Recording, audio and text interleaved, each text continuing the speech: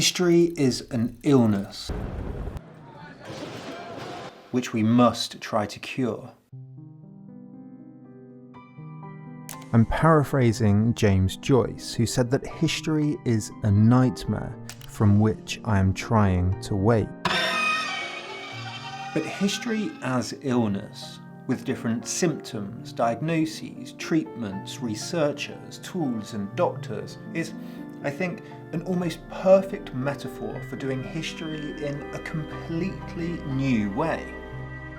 It's a complaint I have, having gone through a BA and an MA in history, and really it's the purpose and modus operandi of this channel, that we need no less than a revolution in historical thinking.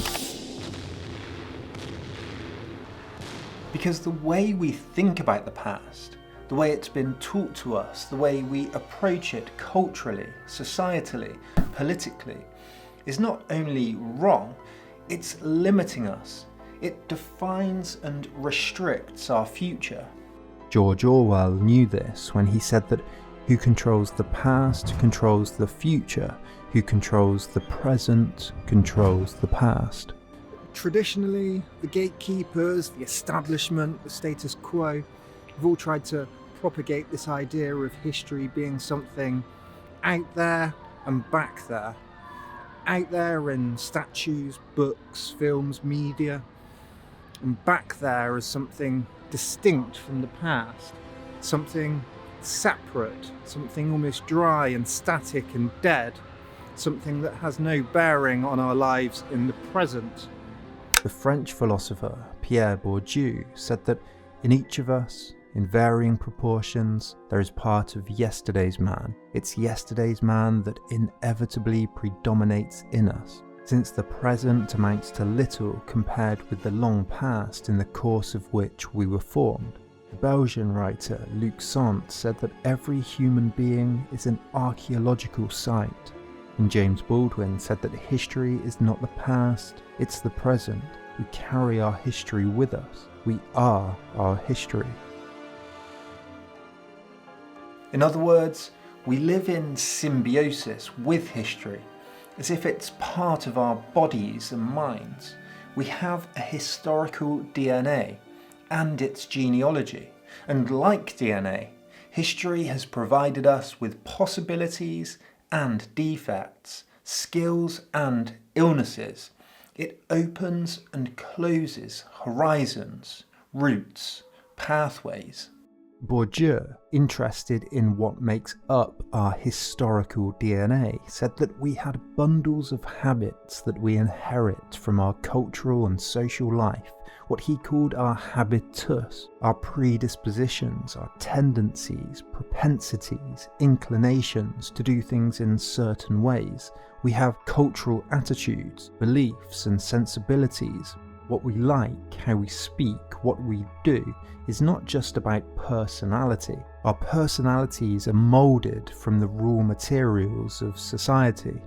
History opens and closes the possibilities that we all have. Those that understand history understand the moves that might be made. Let me give you a real example.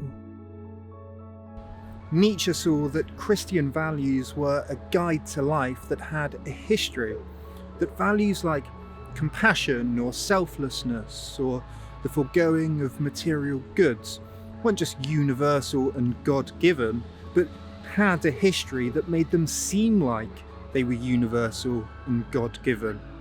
He wondered if you looked into their history, you might find issues and mistakes that injure us in the present, that contributed to a kind of social illness.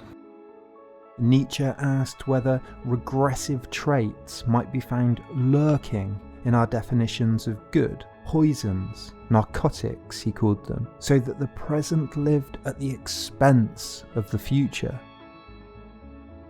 In other words, it might be that the way we do things in the present, shaped by history, restricts our future possibilities. The French philosopher Michel Foucault saw this literally. He saw that the body was, quote, totally imprinted by history. He said that we believe that the body obeys the exclusive laws of physiology and that it escapes the influence of history, but this too is false. The body is moulded by a great many distinct regimes. It's broken down by the rhythms of work, rest and holidays. It's poisoned by food or values through eating habits or moral laws. It constructs resistances too. Social convention, schooling, the shape of media, cultural trends, they all produce habits of the body. Everything we do, what we eat, where we shop, how we interact and think, our political and cultural conversations emerge from history, which leads to a question. How do we know which of them are good and which others might need updating? Let's start then from a provocative assumption. We're all ill. We all have aches and pains, issues and impediments, habits that help and habits that hinder. Sometimes the harmful ones cause us real physical pain, sometimes mental anguish, and sometimes they're asymptomatic too. We're all historians. We all take an impediment that we have, dig through our past experience, seek out new solutions and try, through understanding the world, to make our lives better. The starting point is always selecting a symptom. The historian E.H. Carr said that when the historian begins their work, they start by choosing their facts like fish from a fishmonger's slab, ready to cook up into a historical narrative. But, he points out importantly, the facts speak only when the historian calls on them. So when do we call upon them? When do we knock on history's door? What motivates us and what do we hope to find inside that door? Well, we knock on history's door because of a symptom in the present. Consider the history student, the root, the foundation, the seed of all history. History itself in training, choosing to study the past, desiring to pass it on. A passion, a pain, a symptom emerged from life experience. Why do they choose their subject? Why do they choose to study the Holocaust or the French Revolution or plagues and pandemics or presidents or slavery? They have an itch, a passion, a pain, a symptom, something magnetic that draws them towards it. A symptom might be a fear of war, a fear of revolution, a fear of dictatorship and despotism that leads us to try and illuminate what happened in the past so as to inoculate us in the present. It's a belief that the study of this is needed now. But the symptom is where it begins. There are very literal analogies for history being an illness too. Not so long ago, pains were believed to be treated with cures with long historical precedent. Crowds of thousands would line the streets of Paris to receive the royal touch from the king, who, because of his divine right, his connection with God, could heal their sicknesses. Louis XVI, quite a modern king, overthrown by the French Revolution, touched thousands of his lined-up subjects at his coronation in 1775. Physicians believed in bloodletting, leeches in the rectum, consulting the idea of the four humours, that a person's dry character led to a dry body. Illness caused by dryness needed a wet treatment. Cold illness was treated with warmth, and vice versa. There were reasons for all these cures that came from the past. To return to Nietzsche, can regressive traits be found lurking in our definitions of good, poisons, narcotics, so that the present lived at the expense of the future? Are our treatments for life worse than the disease? Where else do we find cures that are worse than the sickness? We look for symptoms. In the pain and loneliness of prison, in hunger, in fatigue, in a painful feeling of disgust. Jews during Nazi Germany, the accidental touch of a black American during Jim Crow, in the words of politicians, in the stress of always being online, the anxiety of social media. Symptoms are everywhere, and we often medicate symptoms instead of investigating them. Western medicine, many have criticised, is patient-centric.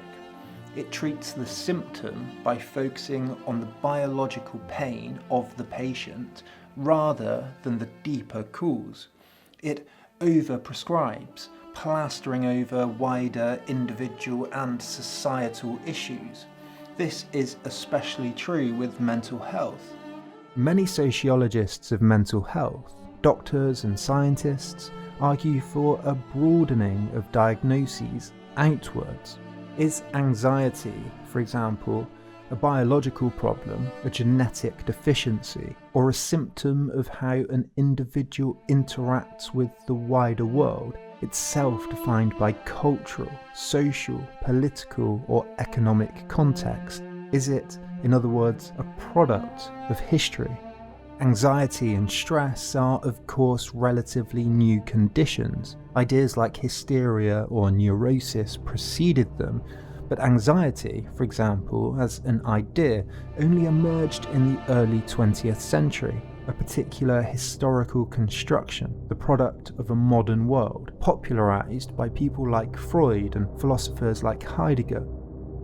In his 1950 book, The Meaning of Anxiety, Rollo May wrote that every alert citizen of our society realises, on the basis of his own experience as well as observation of his fellow men, that anxiety is a pervasive and profound phenomenon in the 20th century.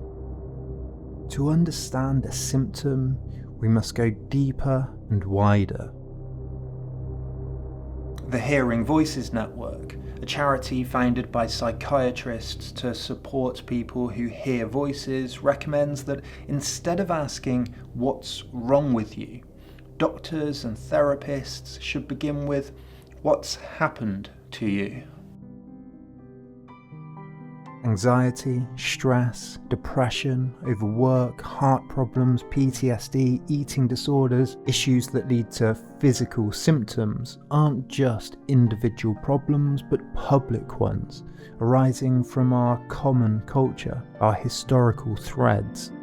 There are biological markers, feelings, complaints, aches, pains, symptoms, but unlike, say, a broken bone, their cause lies somewhere outside, somewhere else, somewhere out there in the world.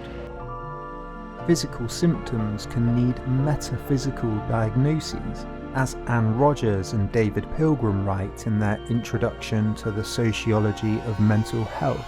In the case of mental health problems and their management, the complex reality of the economic, socialization and welfare systems is relevant to understanding them. The economic system generates stressors and profits from its amelioration. The socialization system determines the adoption of social norms during childhood and offers corrective interventions of secondary socialization if these norms are transgressed in adulthood. Many, like Rogers and Pilgrim, have argued for an expanded view of what's called etiology, the search for fundamental causes or the set of causes of a medical condition, from just individual causes outwards to societal ones as well.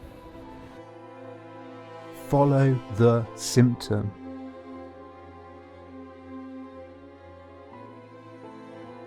If we live symbiotically with history, if it's part of us, like bacteria in our guts, like a cultural meme, how do we analyse it? A biologist would isolate a symptom, ask what's causing it, why is it there, what's its purpose, where does it lead? Is its cause environmental, genetic? Follow the chain of clues. Everything has a wider genealogy. Every habit we have was inserted into our historical consciousness by someone, by some group, by some cultural belief. Why did they do it? What mistakes were made? What assumptions did they have?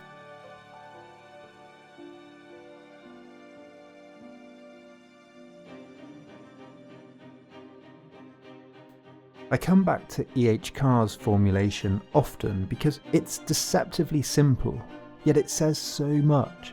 The historian approaches the facts like fish on a fishmonger's slab, but, crucially, the facts speak only when they're called upon. In other words, the calling upon, the formulation of questions, happens way before the writing of the history. Before history is uncovered, questions must be asked of it. And those questions come from everyone's symptoms. We all contribute, in small ways, to the historical process. You, watching, liking, subscribing to this video is an act of history. Googling, choosing a book, signalling our interest, bestseller lists and view counts, having a conversation with a friend, commenting. When each of us asks questions of history, we contribute to its processes. In other words, history isn't just about historians. We all need to control the present, to control the past, to control the future. We all need to ask the questions, which is why I'm still, despite a lot at the moment, optimistic about the direction of the internet. Simple tools, the mouse, the keyboard, the camera, the podcast, they all contribute to democratizing history. The idea of history as an illness is that everyone has symptoms. History can be elitist. Royal history was the most popular in the past, or the history of warfare, then politics and politicians, because those were the people and the issues that establishment figures were contending with and mattered to their lives. It's only really in the last century, decades, and in some cases years, that historians have started to look outwards and downwards. History from below, working class history, LGBTQ+ history, and so on. History needs to become more inclusive. We should all contribute. Which is why I love this platform. If you have a symptom, an itch, scratch it, search for its roots, denormalize what we think of as being normal. Grief, sadness, depression, stress, anxiety, bullying, racism, prison, confinement, loneliness, war, domination, they're all symptoms. History is an illness. We must all cure it.